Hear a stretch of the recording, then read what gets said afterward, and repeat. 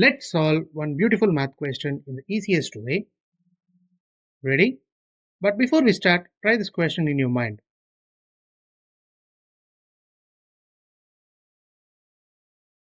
You got it? Now, what's the easiest method to solve it so that you will never lose here again? Here we have given 11 minus 3 the whole square divided by 8 minus 3. To solve this, we are going to use BODMAS rule, that is brackets, operation, division, multiplication, addition and subtraction.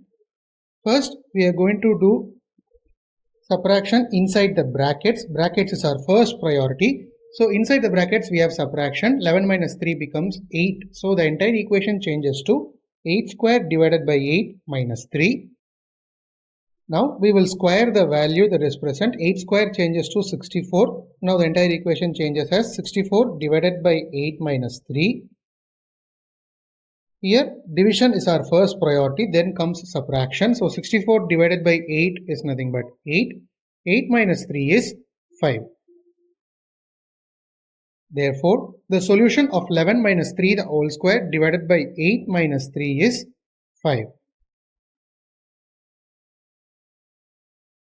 If you enjoy this video, support me guys by subscribing my channel.